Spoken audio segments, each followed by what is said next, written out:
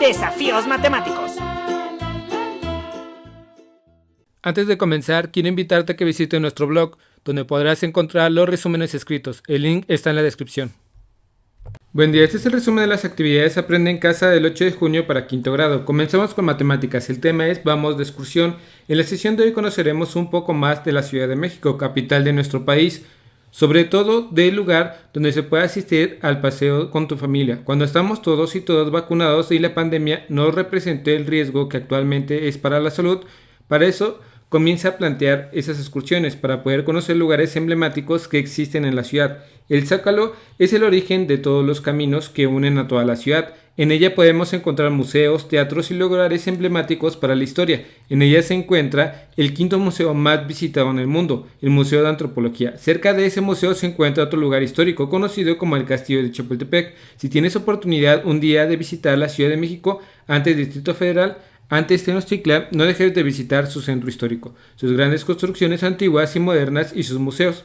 En nuestro tema de hoy vamos a hacer cuentas de los gastos de una excursión. Para comenzar resolveremos el desafío 86, la excursión que se encuentra en la página 169 de tu libro. El profesor Héctor y sus alumnos organizaron una excursión a la Ciudad de México. Visitaron el centro histórico, el Castillo de Chapultepec y el Museo de Antropología. El costo del transporte por alumno fue de 310 pesos con 75 centavos y no incluye alimentos.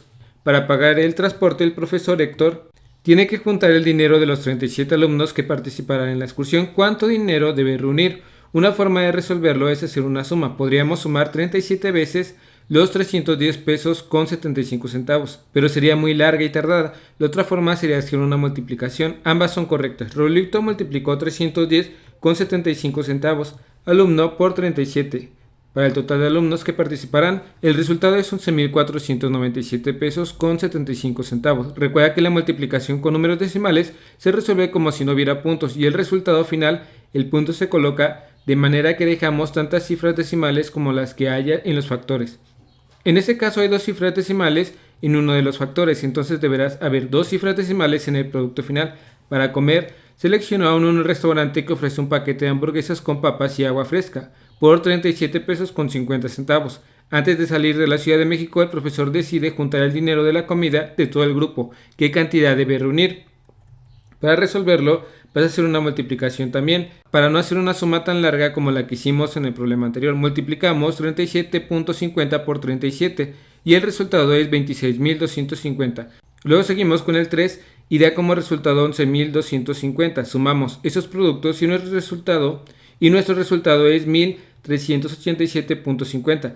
Para calcular el total de cada alumno sumamos lo del transporte, que son 310.75 más la comida de 37.50. Por lo tanto, cada alumno deberá aportar 348 pesos con 25 centavos. Ahora vamos a resolver un par de problemas. Roberto quiere regalar yoyos de madera a sus amigos, así que va a comprar 12 yoyos que cuestan 19 pesos con 50 centavos cada uno. ¿Cuánto debe pagar por los 12 yoyos? Para obtener el resultado multiplicamos 19.50 por los 12 y el resultado son 234 pesos exactos. Daniel vende algunos productos de limpieza y de lo que gana ahorra 18 pesos con 50 centavos diariamente. ¿Cuánto ahorra durante un mes?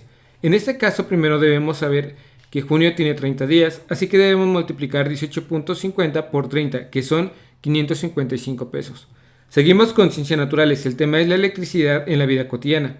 En la sesión de hoy continuaremos hablando de la electricidad con el tema de la transformación y uso de la electricidad en la vida cotidiana. Y para esto vamos a identificar y a describir algunas de las aplicaciones del circuito eléctrico en la casa, la escuela y la comunidad. Para comenzar vamos a leer la información del cuadro y relacionarla con el concepto correspondiente. En una columna de la derecha está la información y en la columna de la izquierda están los conceptos a los que se refiere la información. Son los materiales que permiten el paso de la corriente eléctrica. Se trata de los materiales conductores. Si un conjunto de fenómenos producidos por el movimiento e interacción entre las cargas eléctricas positivas y negativas de los cuerpos físicos. En la electricidad, los materiales que impiden el paso de la electricidad son los materiales aislantes. Es el conjunto de componentes que unidos entre sí permiten establecer una corriente entre dos puntos llamados polos. Para aprovechar la energía eléctrica es el circuito eléctrico. Podemos hablar de distintas formas de electricidad. Estática es la producida por la fricción entre dos cuerpos susceptibles a cargarse eléctricamente y dinámica, en la electricidad que se genera por flujo de corriente eléctrica.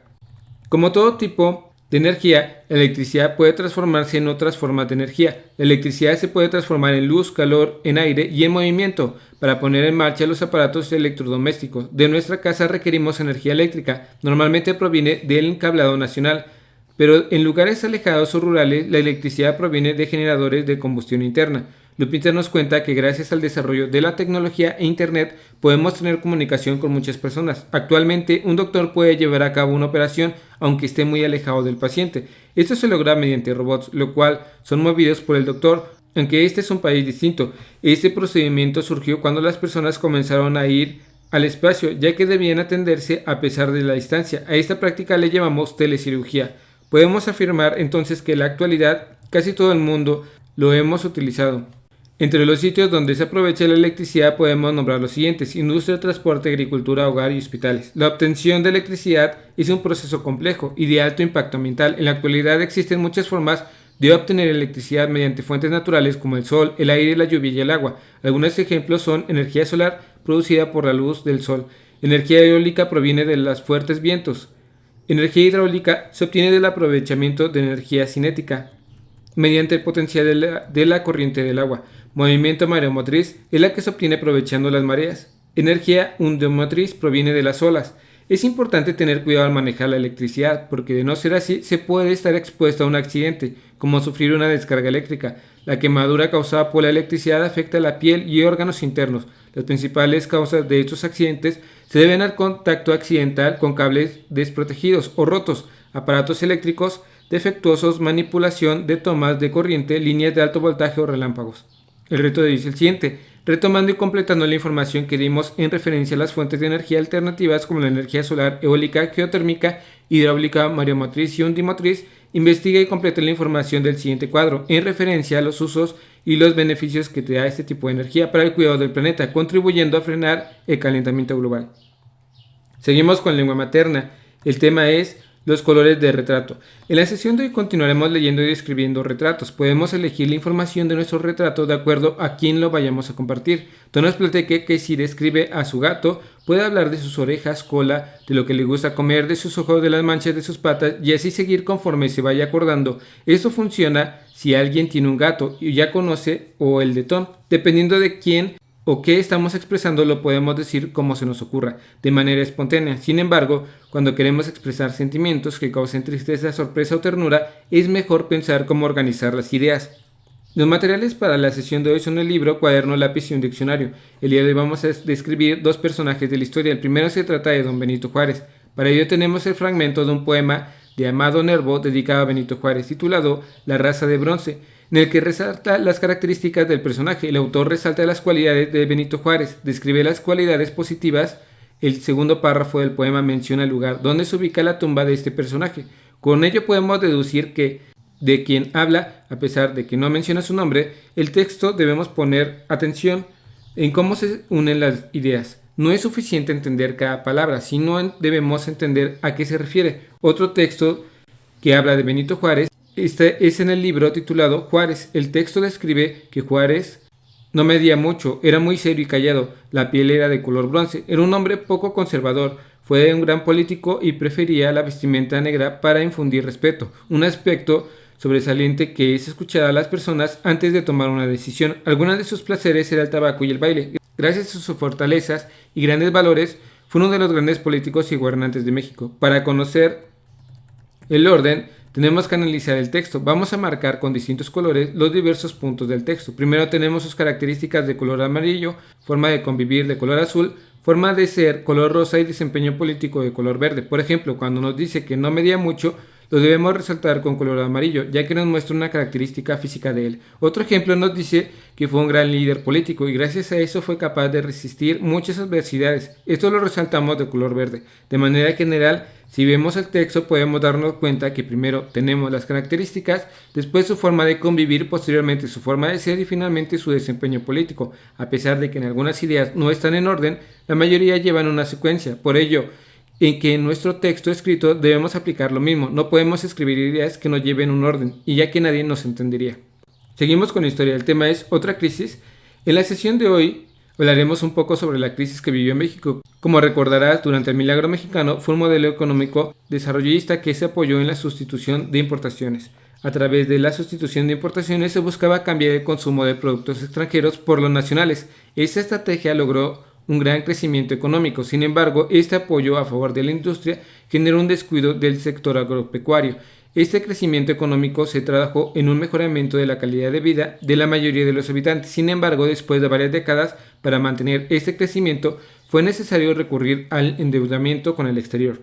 En 1970, Luis Echeverría tomó posesión como presidente y entre sus prioridades estaba crear las condiciones para seguir manteniendo el modelo que implementó se conoció como desarrollo compartido. Este modelo pretendía una mayor intervención del Estado en la economía, incrementar los salarios, beneficiar a sectores obreros mediante una distribución equitativa de las ganancias generadas por la industria y una política agraria en beneficio de los ejidos a través de créditos y subsidios de los campesinos. Para ponerlo en marcha, se decidió aumentar el gasto público. El gasto público es la cantidad de recursos financieros, materiales y humanos que el sector público presenta por el gobierno usa para cumplir sus funciones. Eso quiere decir que el gobierno estaba gastando más de lo que recibía. A esto se le llama déficit. Fue cubierto en cierta medida por la emisión de billetes, pero principalmente se cubrió mediante deuda externa. Esta deuda generó una crisis fiscal. Esta situación finalmente hizo crisis en septiembre de 1976, cuando el tipo de cambio se devaluó. Que se devaluó quiere decir que el peso perdió valor frente a otra moneda, como el dólar. Por ejemplo, imaginemos que tenemos una moneda extranjera y su equivalencia en pesos es de 10 pesos. Esto quiere decir que con esos 10 pesos compramos una moneda extranjera. Cuando ocurre una devaluación, el peso ahora vale menos.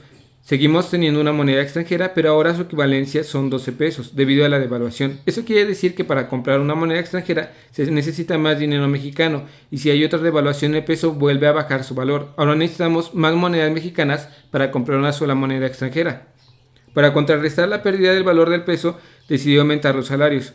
Pero esta decisión complicó el reajuste económico porque la actividad industrial disminuyó y se generaron presiones e inflaciones. La inflación es el incremento de los precios de la mayor parte de los productos y servicios en una pérdida del valor del dinero para poder adquirirlo. En 1976 empezó el periodo de José Luis Portillo. En 1978 se descubrieron enormes yacimientos de petróleo en el sureste del país, lo que permitió que México se recuperara un poco y que disminuyera el déficit, que pagara sus deudas externas y aumentara el gasto público. En febrero de 1982 el peso perdió casi la mitad de su valor frente al dólar. Así, López Portillo cerró su gobierno con una devaluación en estrategias por contener la crisis y tensiones con el sector privado. En el gobierno de Luis Echeverría, un dólar equivalía a 15 pesos con 36 centavos, pero con el gobierno de Luis Portillo en 1982 para adquirir un dólar necesitaba 148 pesos con 50 centavos. Una gran diferencia, y para el gobierno de Miguel de la Madrid para adquirir un dólar era necesario pagar 2.291 pesos con 24 centavos. En el gobierno de Carlos Salinas de Gortari para comprar un dólar se necesitaban 3 pesos con 49 centavos, debido a la inflación provocada por una constante devaluación del peso. Durante el gobierno de Carlos Salinas se optó por crear un nuevo peso, que retiraba 3 ceros de la moneda para darle un valor más real. Así el dólar pasó a costar 3.000 pesos a tan solo 3 nuevos pesos. A partir del gobierno de Miguel de la Madrid comenzaron a impulsarse fuertes cambios estructurales en las políticas de nuestro país, con la adaptación de un nuevo modelo económico que pretendía orientar la economía nacional hacia el mercado exterior, llamado neoliberalismo. La adopción de este nuevo modelo fue un proceso común en todo el mundo occidental durante esos años y consistió en reducir al mínimo la intervención del Estado en la economía. Eso quiere decir que las condiciones que competían se estableció el Tratado de Libre Comercio. Eran muy desiguales y eso ocasionó graves problemas en nuestro país, como el aumento de la pobreza y la desigualdad. Espero que este video te ayude un poco. Si conoces a alguien que le pueda ayudar a este video, comparte, dale like y suscríbete. Saludos.